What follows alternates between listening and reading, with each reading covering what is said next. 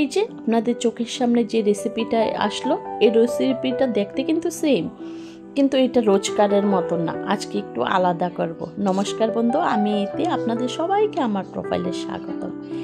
আজকে সনর পাপার একটু ইচ্ছা হলো কিছু আলাদা রেসিপি খাবে, তো ওর জন্য ও মটন নিয়ে আসলো। বলল মটনটা কিন্তু রোজকার মতন বানাবে না, আজকে একটু আলাদা বানাও। আমি বলছি ঠিক আছে। ওই জন্য মটনটাকে ভালো করে ধুয়ে আমি চর্বিগুলো আলাদা করে নিয়েছি। আর আজকের মটনটা যে এটা আমি কষিয়ে বানাবো না, কিছু আলাদা টাইপের বানাবো। তার জন্য আমি আদা রসুন আগে অল্প পেস্ট করে নিয়েছি। আর আজকের মটনটা কিন্তু বিনা তেলে হবে, পুরো ঘিয়ের মধ্যে দিয়ে হবে। তাই তো রেসিপিটার নাম হবে মটন ঘি রোস্টেড রেসিপি। তার জন্য আমি অল্প ঘি দিয়ে দিলাম, এর মধ্যে আদা রসুনের পেস্ট দিয়ে অল্প হলদি আর অল্প নুন দিয়ে ভালো করে কষিয়ে নিলাম যাতে কাঁচা গন্ধটা চলে যায়। তারপরে আমি মটনগুলা যেগুলো আমি ধুয়ে রেখেছিলাম সেগুলা দিয়ে দিলাম, চর্বিগুলা কিন্তু দিইনি।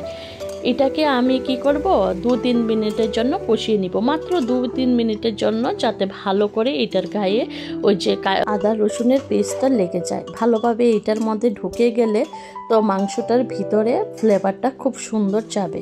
2-3 মিনিট কষানোর পরে, কষানো না, জাস্ট এটা মানে ভিতরে মানে মশলাটা যাতে ভিতরে ঢুকে যায়, তারপরে অল্প জল দিয়ে আমি 3-4 সিটি মেরে নিব। এটা যার যার প্রেশার কুকারের উপরে ডিপেন্ড করে আমি 4 সিটি দিয়েছিলাম।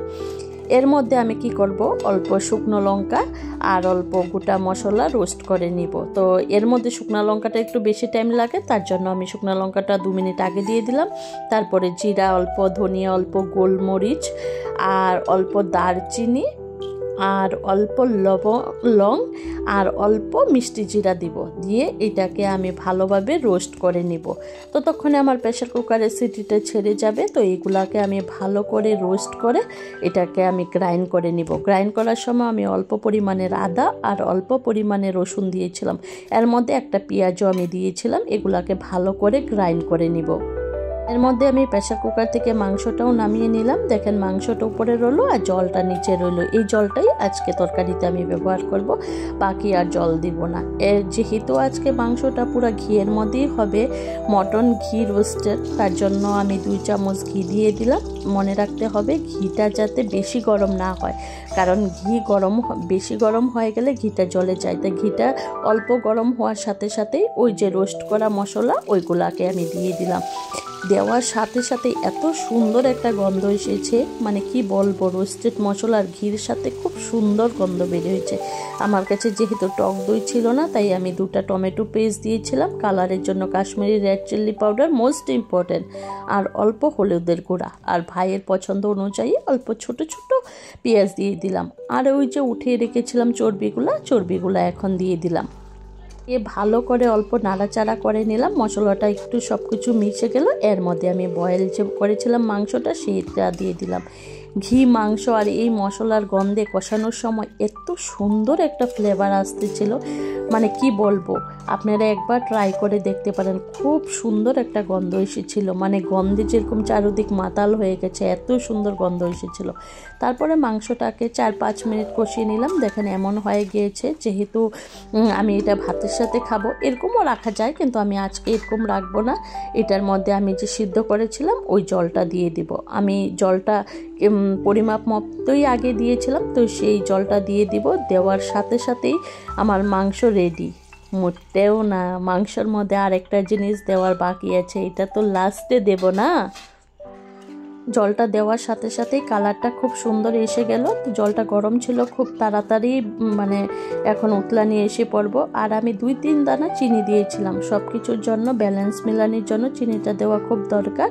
তো আমি 2-3 দানা, বেশি না, অল্প চিনি দিয়ে ভালো করে উতলে নিলাম। এখন মাংস প্রায় রেডি। এখন যেই জিনিসটা দিতে হবে সেটা হলো 2টো কারি পাতা আমি গাছের থেকে পেরে এনেছিলাম। দেখেন এটা যেন একদম সোনায় সুহাগা করে দিবে। তো আমি কি করলাম, অল্প কারি পাতা এটার মধ্যে দিয়ে দিলাম। কারি পাতা দেওয়ার পরে আর বেশি টাইম বয়েল করলাম না, অল্প সময়ে নাড়াচাড়া দিয়ে ভালো করে ঢাকনা দিয়ে এখন আমি ঢেকে দিব। মাংসের গন্ধটা আজকে একদম আলাদা ধরনের হয়েছে।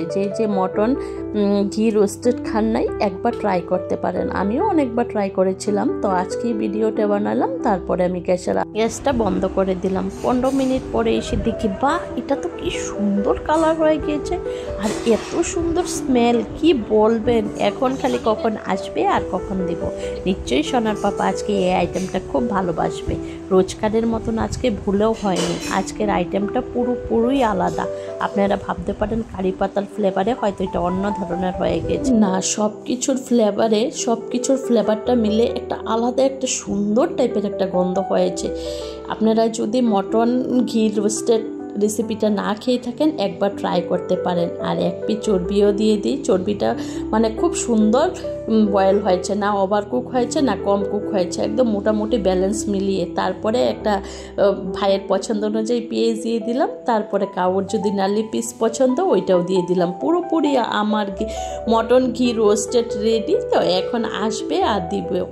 তো দেখেন কত সুন্দর হয়েছে। ভাতের সাথে খাবো বলে একটু ঝুলঝুল রেখেছি, যদি রুটির সাথে খান আর একটু ড্রাই করতে পারেন। তো মোটামুটি আমার মানে ঘি মটন রোস্টেড একদম রেডি। তো আপনাদের কেমন লাগলো এই আইটেমটা জানাবেন। এখন ওয়েট করব সোনার পাপা আসবে, খাবে আর আমাকে কি বলে। তো নিশ্চয়ই পরে জানাবো। টাটা।